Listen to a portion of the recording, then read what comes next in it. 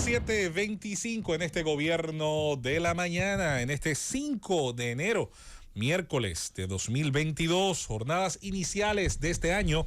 Vamos a continuar con los comentarios y es la oportunidad de escuchar al compañero Manuel Conde. Buenos días. Muchísimas gracias a nuestro coordinador José Luis Mendoza, a la dirección de este medio. Bienvenido Rodríguez Durán, bienvenido Rodríguez León, doña Isabel Rodríguez y, ¿por qué no?, a este gran equipo de profesionales que cada día nos despierta o nos acompaña cada mañana, así como el equipo técnico que hace posible la transmisión de la emisora número 1 de la radio dominicana. Ya tú eres parte de lo que despertamos todos los días. Bueno. Es un equipo que nos despierta. Y usted es parte del equipo. Amén, amén. Bueno, del que me siento orgulloso. Señores, en el día de ayer, y quisiera referirme en el día de hoy, aunque en el día de ayer también lo hice, a la discusión que se sostuvo con relación al Código Penal.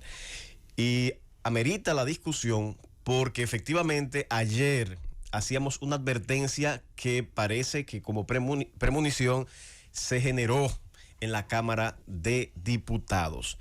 Antes de abordar el punto central de mi comentario, quisiera un poco hacer una explicación para que se entienda el contexto de cómo se inicia un proyecto de ley y cómo se supone que ha de terminar, para luego explicar las razones que hacen, desde mi punto de vista, que decir que hubo una violación al procedimiento legislativo que pudiera, de continuar adelante, hacer que este proyecto de ley se sobre ahora o más adelante.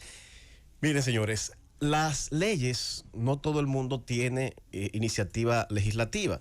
La iniciativa legislativa está preservada primero al presidente de la República, a los senadores y a los diputados, a la Suprema Corte de Justicia en asuntos de justicia y a la Junta Central Electoral en asuntos electorales. En la Constitución del 2010 se incorporó la iniciativa popular, pero para ella, es decir, la iniciativa que puede de alguna manera tener un conjunto de ciudadanos, pero para lograr esa iniciativa han de concurrir al menos un 2% de las personas inscritas en el padrón electoral, lo que no es tan sencillo.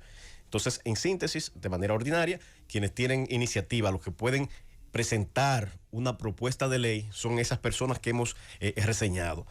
Ahora bien, una vez se presenta la propuesta de ley, en este caso, en el caso del Código Penal, la propuesta nació de un legislador.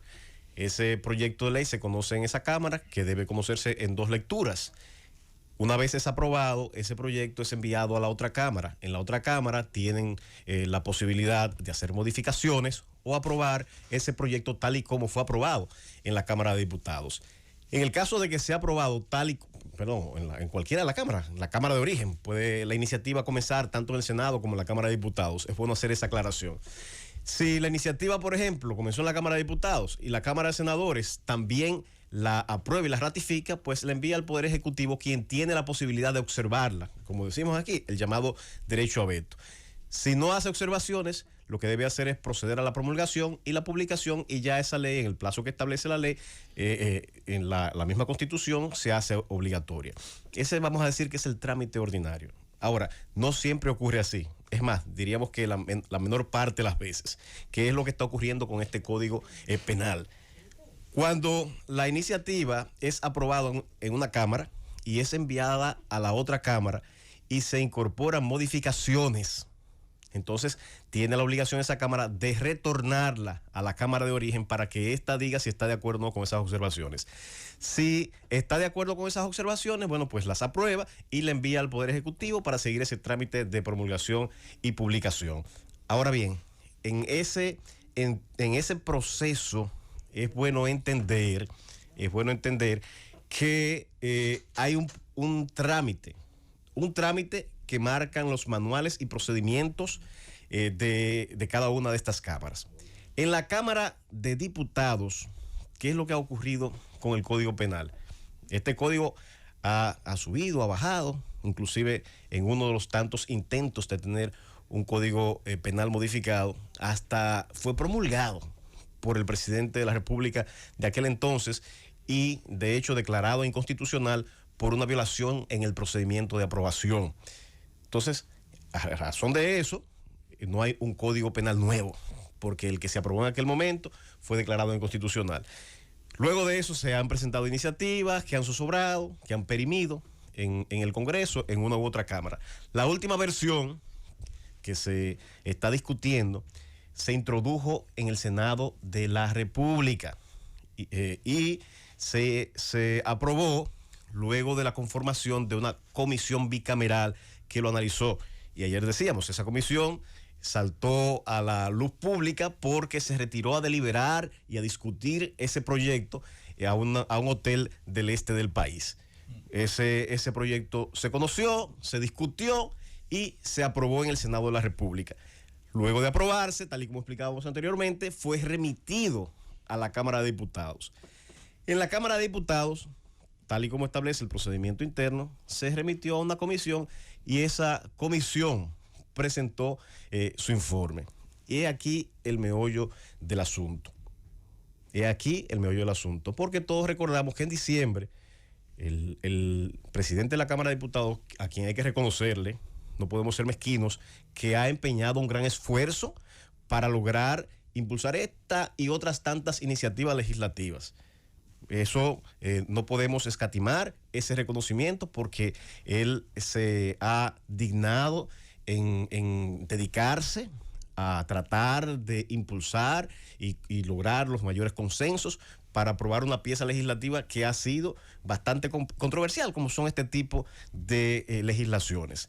Ahora, en la parte que entendemos que es criticable, no solamente él, sino los que con él están tratando de violar lo que a nuestro juicio son los procedimientos internos de la Cámara de Diputados y con ello inclusive la Constitución Dominicana, es porque tenemos entendido que en diciembre fue presentado el informe y que se conoció esa iniciativa legislativa y que fue rechazada. Y si eso fue así como entendemos que ocurrió, esa iniciativa legislativa no puede continuarse discutiendo en esta legislatura. Pero Manuel, como se ha bailoteado tanto ese código penal, sería bueno recordarle a los amigos que nos escuchan por qué no fue aprobado. ¿Cuáles fueron los puntos que ese informe, con el que ese informe no está de acuerdo? ¿Cuáles fueron esos puntos específicamente? Mira, hay varios informes disidentes. Está el informe primero de la comisión, que es el informe que da el visto bueno al consenso que se llevó en la comisión bicameral y que da un visto bueno al proyecto que vino a la Cámara de Senadores. Ahora, de los informes que tienen más contundencia, es el informe que presentó Faride, el senador de la provincia de Santo Domingo, ahí está también José Horacio, y no me acuerdo, ayer hice mención del otro legislador. Ellos abogaban porque en ese código penal apareciera el tema de las 3 causales. Sí. Está el tema de las 3 causales. El tema de la discriminación. Está ahí, con relación a la discriminación. Sí, pero en la discriminación hay 2 puntos. Ajá.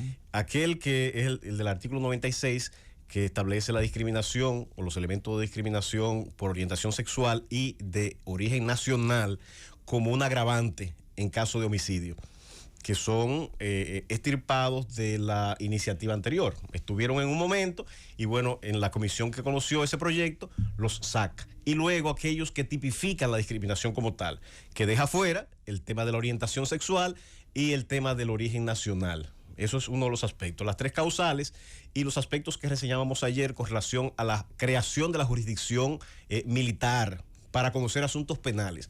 Porque la jurisdicción disciplinaria nadie se opone a ella. Ellos hacían, de los elementos que recuerdo, una observación, puntualizaciones y recomendaciones de modificación.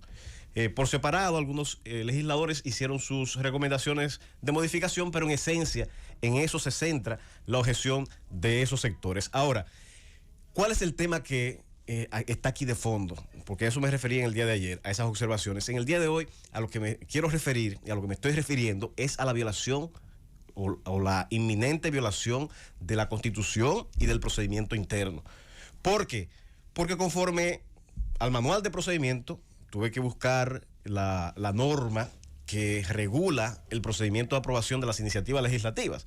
Bueno, conforme a la norma que regula esa materia, que establece lo siguiente, que la presidencia, luego de leer el enunciado de la iniciativa, ordena la lectura del proyecto y a seguidas del informe a solicitud de un diputado el Pleno puede eximir el proyecto de trámite de lectura para pasar de inmediato a leer el informe.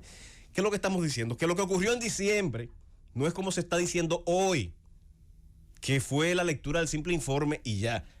Conforme a ese manual, y también así lo establece el reglamento en el artículo 86, regularmente y en la práctica lo que se hace es, y conforme a lo que hemos leído, es que el informe se lee conjuntamente con el proyecto que ha de aprobarse y que se aprueba o se rechaza conjuntamente con ese proyecto.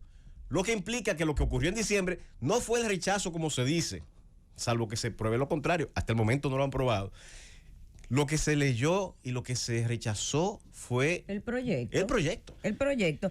Y prueba de ello es que ayer se presenta un nuevo proyecto, que es el que se va a conocer prácticamente de manera sumaria, porque en 24 horas dice que lo van a estudiar y lo van a aprobar. Entonces yo quiero en ese sentido leer un tuit que subió Monseñor Víctor Masalles. Dice Monseñor Víctor Masalles: me dicen que los presidentes de las cámaras, Estrella y Pacheco, están amenazados de que si no aprueban lo de la orientación sexual, se van a quedar sin la visa de Estados Unidos.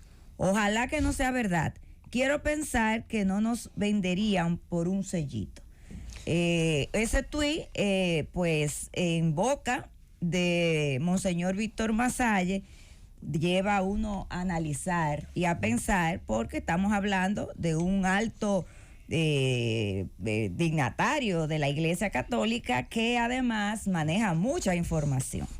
A mí me merece todo el respeto del mundo el señor Masalles. Sin embargo, si a él no le han quitado la visa y es el mayor defensor, entiendo que este es un alegato, es una acusación como un tanto baladí. Y me excusa, Monseñor Masalles. Cuando el Monseñor Masalles hace la puntualización, Conde, la hace en función de los artículos que establece el tema de la discriminación, habla del tema de lo que llama la Iglesia Católica la legalización del aborto, que para mí no es, las tres causales no implica una legalización del aborto, porque nosotros tenemos de facto una legalización de aborto, y si lo más fácil es tú pararte frente a cualquier clínica de un barrio y tú escuchas los gritos de esa niña cuando le están practicando aborto, y yo no conozco un solo médico y no conozco una sola clínica cerrada en la República Dominicana por práctica de aborto. Y la gente de clase media alta, cuando una hija le sale embarazada, que quiere abortar, la manda entonces a Miami o la manda a Nueva York y allá aborta. Así es. Miren, gracias por las tremendas anotaciones que tanto Julieta como Felipe han hecho. Ya para cerrar, señores, necesitamos ciertamente un código penal, pero no contracorriente, no contra la visión general que tiene la sociedad dominicana. Ese código penal, como hemos dicho mil veces aquí, debe expresar lo que piensa el pueblo dominicano y no tener retrocesos y no ser una expresión de discriminación absolutamente para nadie. Pero sobre todo, no puede violar la Constitución, no puede violar los procedimientos. Hemos dicho aquí que de continuar adelante, por ejemplo, ayer utilizaron un artilugio que señalaba Julieta, el de... Como ya se rechazó la iniciativa y la Constitución prohíbe que se conozca en esta legislatura, pues lo que han hecho es simular que se está teniendo una iniciativa nueva. Señores, no es ninguna iniciativa nueva. Es el mismo proyecto que le han puesto un número de expediente distinto.